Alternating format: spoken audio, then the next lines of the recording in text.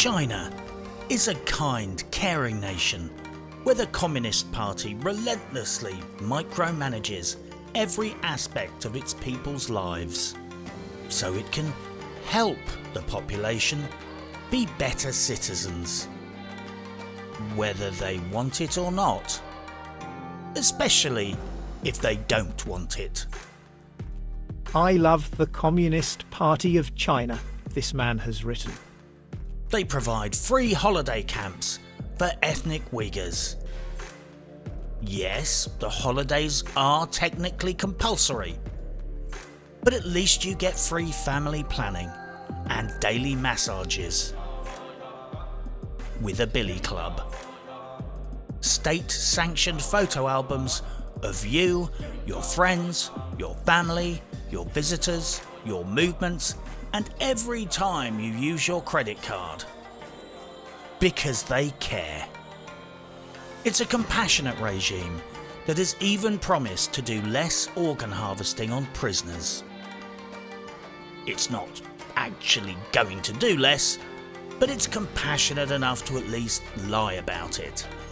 If a patient was promised to undergo heart transplant on a specific date, this could only mean that those who promised that knew ahead of time when his potential donor would be dead. China is a world leader in data storage and IT infrastructure, gathering all of your personal data and communications without you even having to ask, because it just likes to help. The government willingly helps rich entrepreneurs and celebrities recover from their ideological mistakes by disappearing them, unburdening them of all that troublesome money they own, then helping them record video confessions, apologising for their mistakes. China is a world leader in technological innovation. They steal technology from all over the world and then find innovative ways to sell it back to you. It's a country that takes care of its national identity by banning all of those ridiculous, effeminate, egotistical poser K-pop types from television and social media. Okay, the jury's still out on that one. Welcome to China. It's a sinister, dystopian, totalitarian hellscape. And TripleA publishers' new best friend. I wouldn't mind joining that regiment though.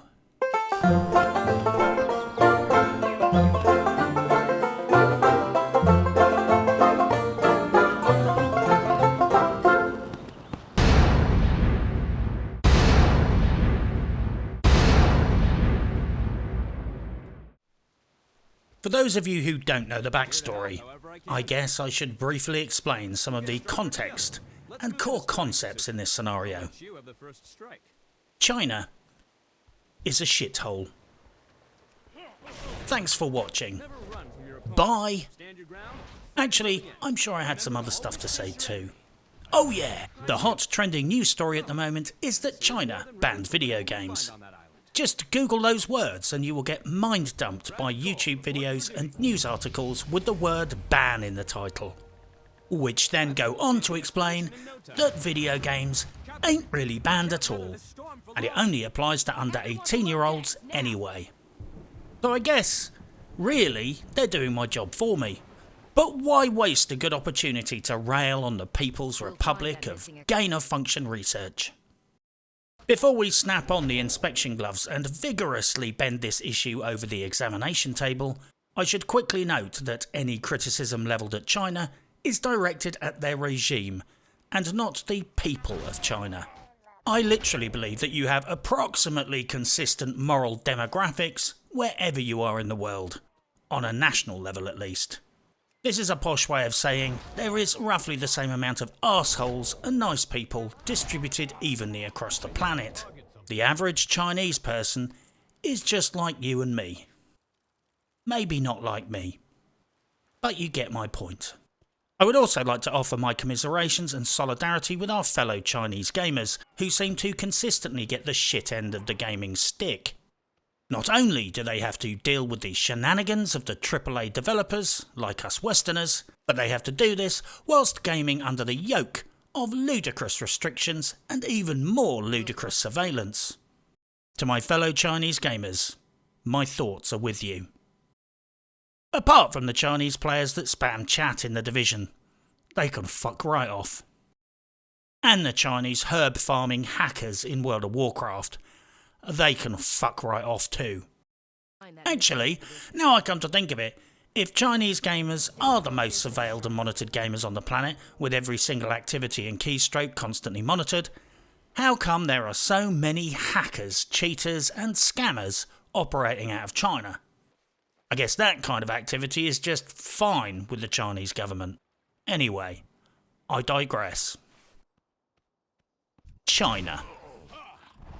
A brief history of crazy Chinese video game legislation is required. The Chinese government has a long and rich legacy of biffing out and making extraordinarily illogical, emotional and nonsensical, ego-driven and ideologically warped legal decisions about video games. Any excuse, and they will biff out and ban your game, even if you tailored the whole game to suck up to the Chinese market. Battlefield 4 structured the entire, albeit terrible, plot around China. And China was introduced as a playable faction online. They had battles set in and around real-life potential hotspots like the Paracel Islands. China's reaction? They instantly banned it because the game constituted a cultural invasion. Football Manager 2005. What could possibly go wrong? I'm sure they even covertly buffed the Chinese team. China banned it for recognising Taiwan and Tibet as independent countries, stating that the game contained content that harmed China's sovereignty and territorial integrity and violated Chinese law. An edited version was later released globally to appease Chinese censors. See what they did there? China objects, and 2 entire countries get deleted from the public consciousness. Globally. Plague Inc. and Plague Inc. Evolved. It's a strategy game where you try and develop a highly lethal mutated plague to wipe out humanity. Just like the Wuhan Institute of Virology's work funded by Anthony Fauci's National Institute of Health. Only better. Well, slightly more effective.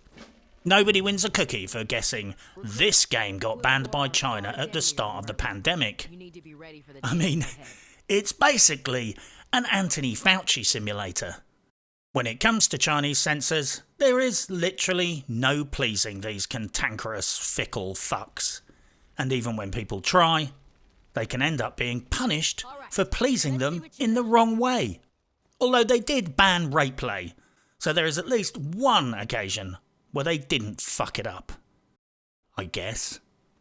So what precisely are the new Chinese state restrictions that everyone is talking about? I'll say right off the bat, I'm not overly obsessed with going into the minutiae of the current crackpot Chinese legislation for a few reasons. China changes its draconian laws constantly and on a whim. They're like Andy from Little Britain.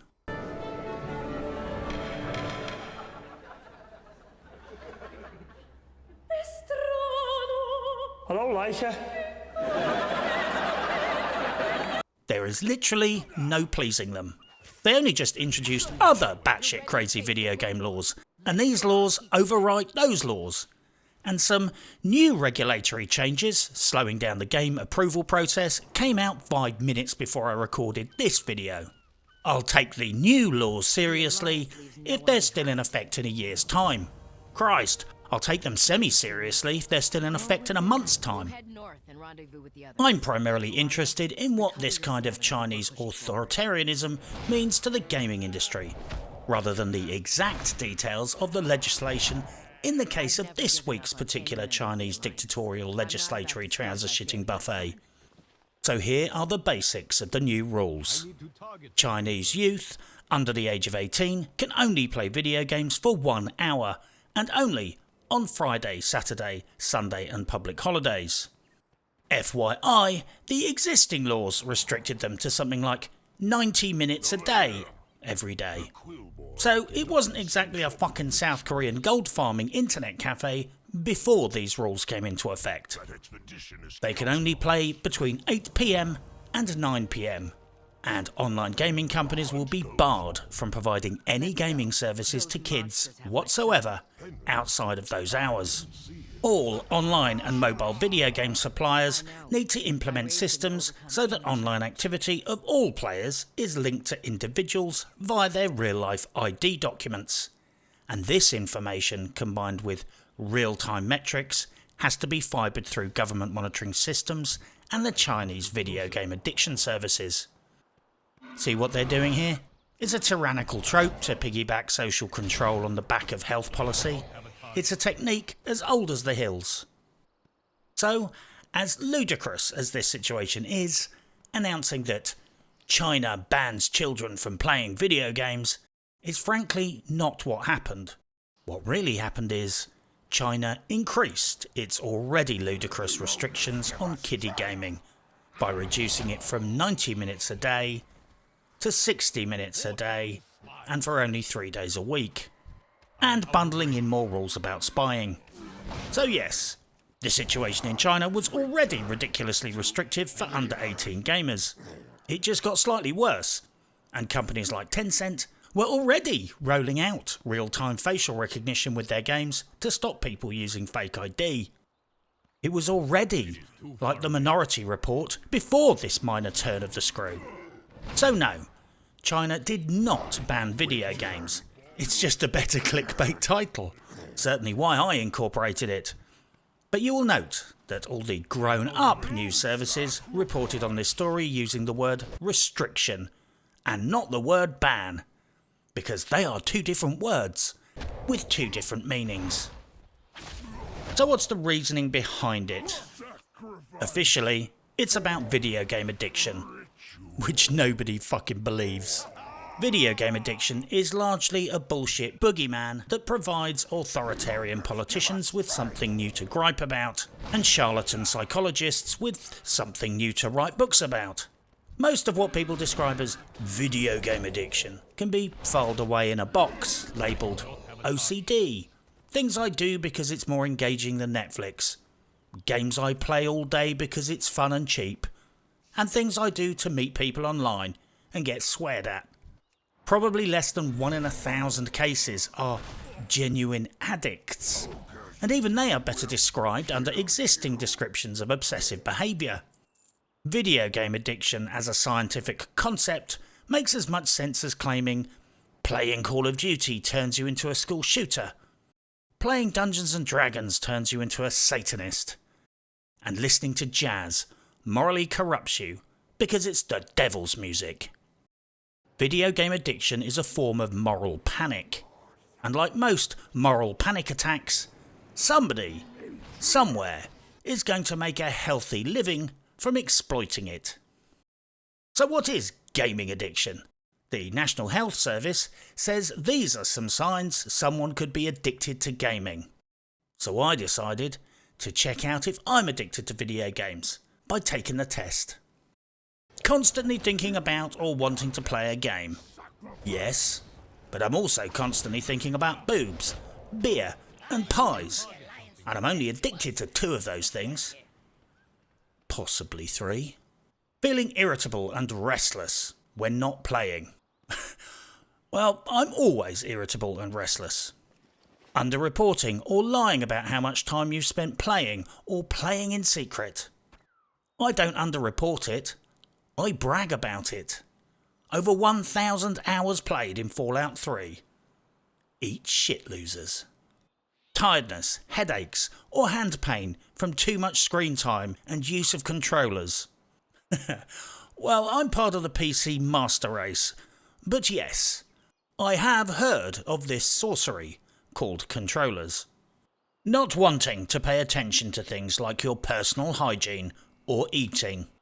I didn't really bother with personal hygiene before I was a gamer, and frankly, I eat all the time. Are they implying that all video game addicts are skinny? Because frankly, that assumption is certainly not supported by the evidence. Not seeing friends as often or doing other things you used to enjoy doing as all your time is spent gaming. Well, most of my friends these days are people I've met through gaming. But I will reluctantly concede that due to video games, I probably watch slightly less porn than I used to. Not wanting to go to school so that you can game. No part of my life would be improved if I suddenly stopped gaming, wandered into the local school, and sat down at a fucking desk. The out-of-touch grifters down at the NHS that cooked up this diagnostic tool clearly are suffering from a severe case of persistent bullshit disorder themselves. They seem to know a lot about making up problems, and precisely fuck all about video games. They should hook up with Anita Sarkeesian. They're like peas in a pod. Seriously, these kinds of fabricated diagnostic tools look like some absolute hardcore non-gamer sat down and watched the South Park episode Make Love Not Warcraft 10 times in a row and just amalgamated all the characters into one stereotype, including this dude. FYI, I only discovered during the making of this video that the fella behind this epic cosplay, based on that particular episode, sadly passed away from COVID recently. Rest in peace, Jared Nandin. I hope you are happily gaming in South Park heaven. Video games are the biggest single sector of the entertainment industry. If someone overindulges, it says more about them than it does about the game. In the same way that if someone suffers from OCD and constantly cleans every surface in their house, it would be ridiculous to diagnose them with furniture polish and duster addiction, and try and legislate against dusters, and enforce some kind of duster control. Duster control, what the actual fuck. Video game addiction is a grifter's charter. It's about psychologists creating a new area of psychology so that they can get paid to be experts at it. Unofficially, the Chinese laws are more about Western influence, and more precisely, addictive technologies. This is part of a wider battle that China is waging against big tech. It's not the gaming itself, it's about the behavioural and moral influence big tech is having on its population.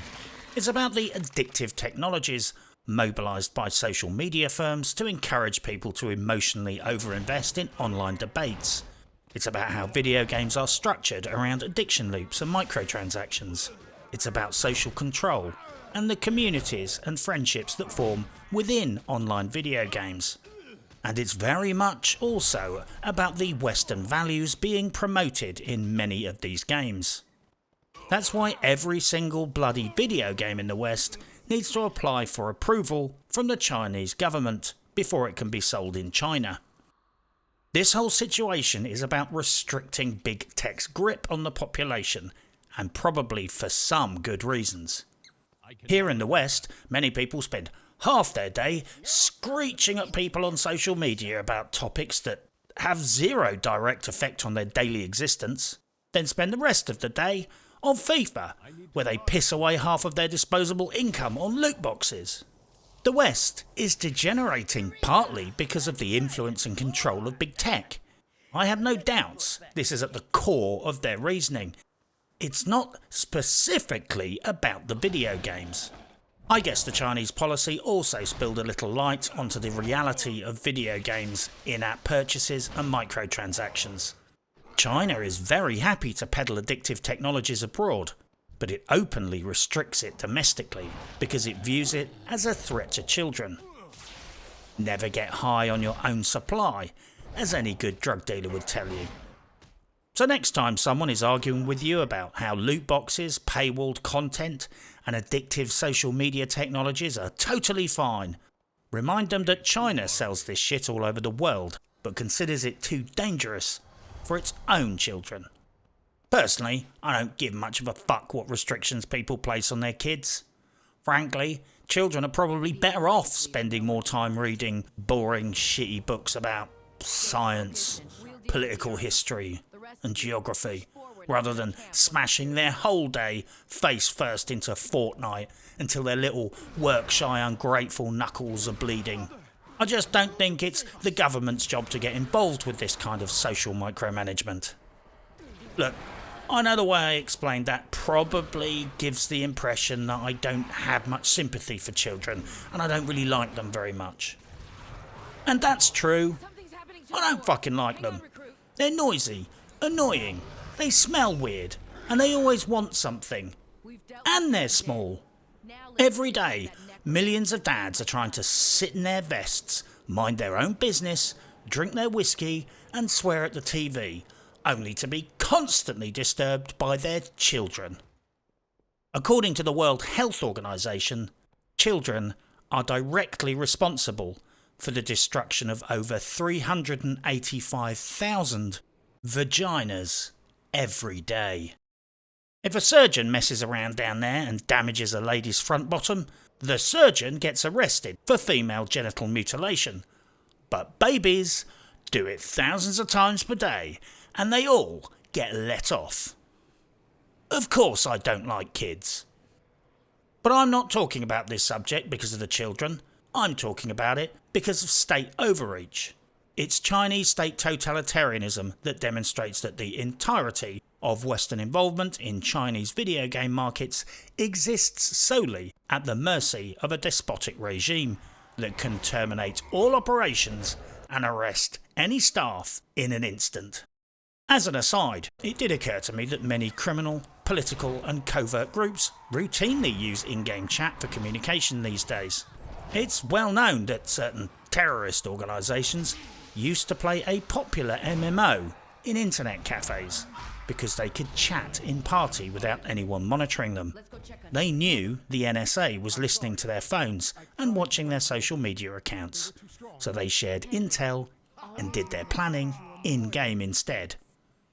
You can probably guess which game I'm talking about, because it was one of the first MMOs to change their terms of service to include a clause giving them permission to monitor and record all in-game communication. I'll just leave that one there. China's intelligence infrastructure, however, monitor this shit constantly, and has done for a very long time.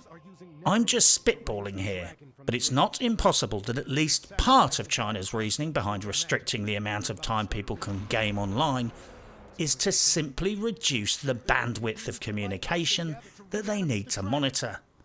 They are terrified that Chinese youth are sitting online, playing games, whilst chatting about democracy, freedom of speech, and other corrupting Western values. It's just a thought. So what are the implications? Well, recent actions by the People's Republic of Pooh Bear have wiped billions of the value of Chinese tech companies like Tencent already. And shit like this isn't going to help, especially not when the Chinese government is being very vocal about broadcasting the fact that it is motivated by a desire to rein in and control big tech in China. Then again, I'm not sure how much this really affects the biggest Chinese player, Tencent, in the long run, however. They are a state-sanctioned and supported outfit who are seamlessly integrated into the People's Republic of China's long-term master plans. So for them, it's really a case of the hand that giveth doth taketh away. Temporarily, at least. This will obviously have an impact on the next generation of Chinese gamers.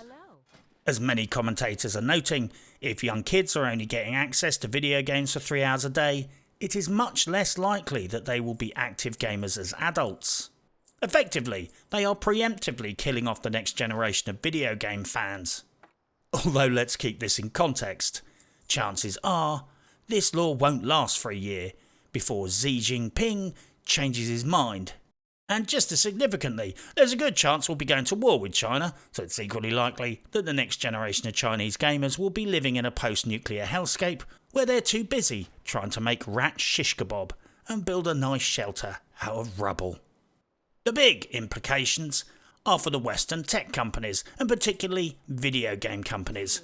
who are selling their souls and large stakes of their corporations to China, so they get an opportunity to push their heads through the cell bars and lick gravy off the floor of the Chinese domestic market.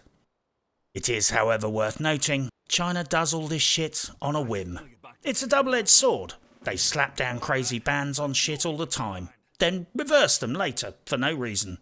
They might be creating a bargaining chip in some negotiations. They might be blackmailing a corporation for a bigger cut. They might be flexing their totalitarian muscles. Or Xi Jinping Pooh Bear might just be mental.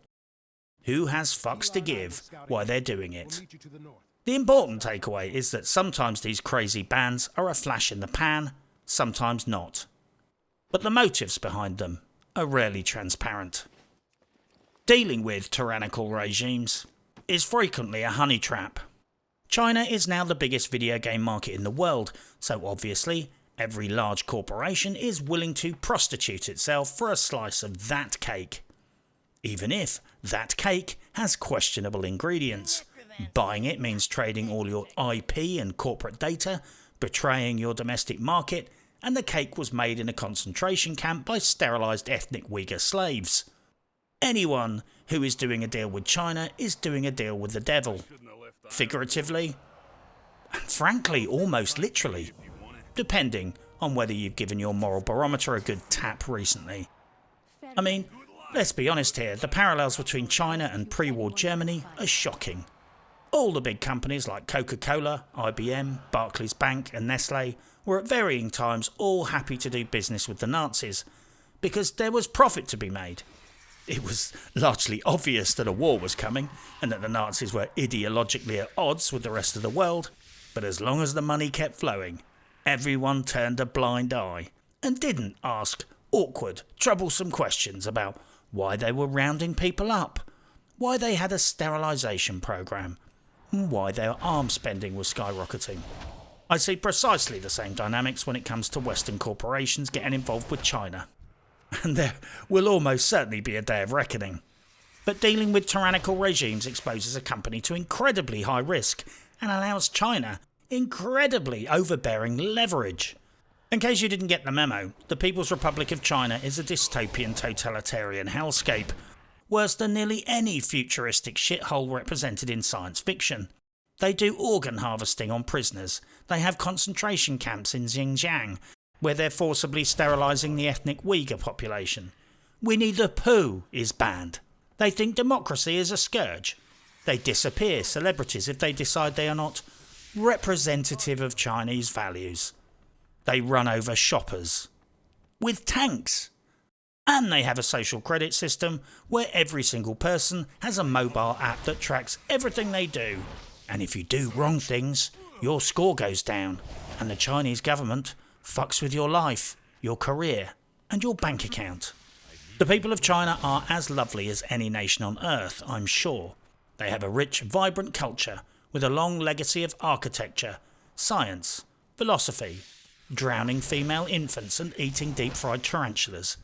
The regime, however, is a dysfunctional, dictatorial, corrupt shitfest, and there is a very high probability that we will have a military conflict with them at one of many flashpoints within years. Be that Taiwan, the Paracel Islands, or in one of the many other locations that China has decided it wants to bagsy and thieve for itself, because communism. They are even warning their own population right now to prepare for war, and they are telling their own population that the pandemic was deliberate and it was an attack caused by America. Totalitarian regimes also don't like free speech. When you are talking a lot of shit and doing shitty things, free speech is bad. You can't win arguments using reason if your behaviour and justification is unreasonable. Therefore, unreasonable governments immediately like to silence free speech, impose censorship, and the first people dragged up on the scaffold is invariably the comedians. China criminalised Winnie the Pooh memes. Russia criminalised taking the piss out of Putin. What is the deal with communist superpowers and banning bear memes? Scotland recently banned edgy jokes. and Twitter banned everything they don't agree with. I mean no offence to the Scottish National Party. They have some great ideas. They certainly handled the pandemic better than Westminster. They are motivated by a genuine passion to invigorate Scotland. And I'm a huge fan of Lord of the Rings. I am merely noting that the SNP are nationalists. They are socialists, and they have just criminalised comedy and ended free speech. Someone made some really mean comments about this fucking professional victim on social media, so he introduced new legislation criminalising anything you say if someone on the official list of specially protected unicorns takes offence. Naturally, these new laws specifically protect him too. A harsh take? Not really. This is a guy who is prepared to put people in prison and fuck up their lives just for cracking jokes. Yet he literally can't take a joke himself. That's a sign of a sad, spiteful loser. Maybe I read too many history books. You know, the history books that didn't get burned. But when a National Socialist Party starts banning free speech and declaring certain topics off limits, everyone's alarm bell should be ringing, even if you support that party. I am personally politically agnostic. I have no skin in this game. But even when I did support the Church of the Militant Elvis Party, I would have challenged them if they had tried to attack comedians and end free speech.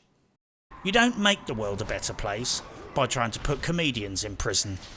So far, they've managed to drag Count Dankula into court over some Hitler jokes, and now they're going after some rando trans-exclusionary feminist because she's apparently the wrong kind of feminist. That is Kafkaesque North Korean levels of fuckery. Or should I say, just another day in China. My segue is merely to point out that if you are trying to engage in any kind of creative industry or creative process in a regime that censors free speech and comedy, your endeavour is compromised from the very start. Because everything you're doing has to be done in a way to get past the censors. You have to self-censor. You have to cut out anything that might offend the regime. You have to make sure your creative vision is compliant with state-sanctioned guidelines of what is and what is not allowed. And this is important to us and our worldview, because most companies don't make multiple versions of video games specific for each region. We frequently end up playing the same version of the games with the same stories and the same characters and the same censorship as the versions that have passed compliance tests with the restrictive regimes. That's why there's less sex and nudity in games these days. That's why you rarely ever see any reference to Taiwan in video games. That's why you rarely ever see any reference to Tibet in video games. The games we play are being heavily influenced by China's invisible hand. It's also incredibly dangerous doing business with tyrants and tyrannical regimes for many other reasons. They can change their mind on a whim.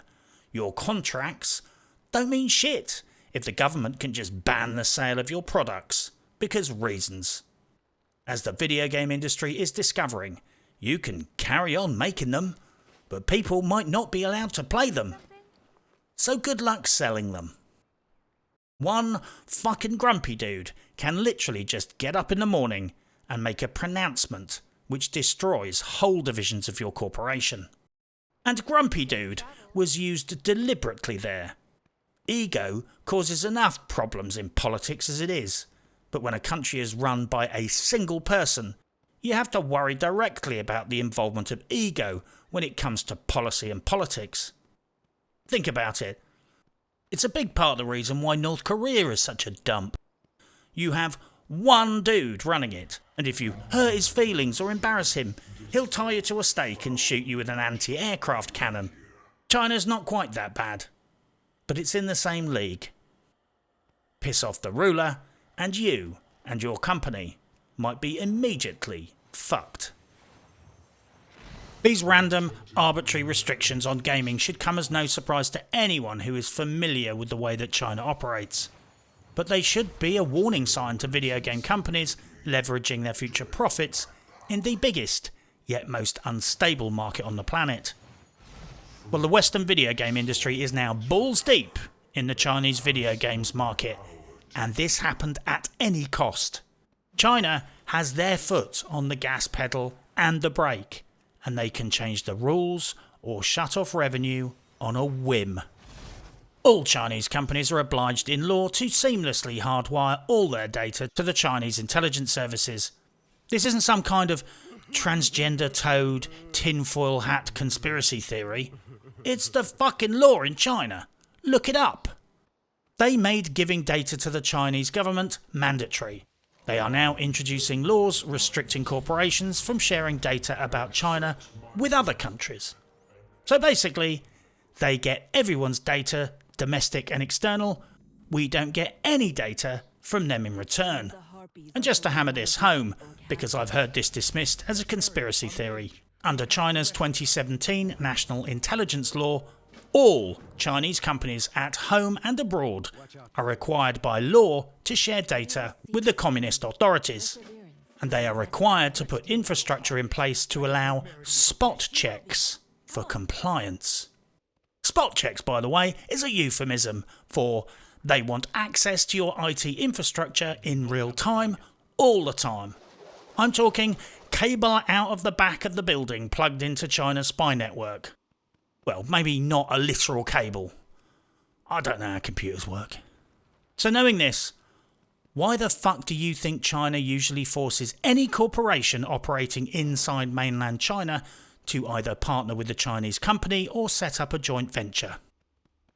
I'll spell it out for you. Because it's now a part-owned Chinese company and subject to the rules and laws that affect all Chinese companies. Similarly, why do you think China frequently demands a forced transfer of their technology as the cost of doing business? And why the fuck do you think Tencent, the People's Republic of China's commercial branch abroad in tech and entertainment, owns such a large share of Western video game companies? They are securing virtually unlimited personal, commercial and intellectual data on every single Western video game company they can dig their fingernails into. Tencent now controls Riot Games, League of Legends, 100%, Epic Games, 40%, Bluehole, PUBG, 11.5%, Ubisoft, 5%, Activision Blizzard, 5%, Grinding Gear Games, Path of Exile, 80%, Jaeger, Spec Ops The Line, Undisclosed Investment, Frontier Developments, Elite Dangerous, 9%, Funcom, Conan Exiles, 29%, Shark Mob, the studio populated by ex-Division developers, largely mooted as potentially being the future hope for the Division community. Tencent owns 100%. If any of this upsets you, perhaps you should jump on Discord and start talking to your friends about it. But I would quickly start learning fucking Cantonese if you do, because the investors that shoveled $158 million funding into Discord in 2019 was a group headed up by, you guessed it, Tencent. Some intelligence sources estimate that China, through a combination of strong-arming Western business partners and good old-fashioned espionage, is stealing on average $600 billion in Western intellectual property every year. Stealing is a strong word, but, you know, they are stealing all this IP, even if most of these dumb fuck corporations are practically giving it to them. It's a giant honey trap. And mark my words, there will be a reckoning one day. Strangely, just as I was recording this video, yet another story about Chinese regulations hit the news. China bans all new video games. Sure enough, once you read the story under the clickbait title, what they really did was slow down the approval process for new games. I mean, how many times can China ban video games? According to the news, they've banned them twice this week alone. So no, despite what the headlines have been screeching recently, China did not ban anything. they just spontaneously increased their existing crazy restrictions on its already oppressed population, and hopefully in the process reminded the Western video game companies that they are dealing with an unpredictable, unaccountable, IP stealing, erratic, tyrannical regime. But as a footnote, if I absolutely had to pick my favourite despotic tyrannical leader, it would totally be Putin. Come on, the guy is clearly the best. He can use a gun. He's killed people. He does judo. He rides bears. He rides birds. He's a man's man. What's not to like? Let me know in the comments section who your favourite tyrannical despot is. But for now, good luck and happy hunting.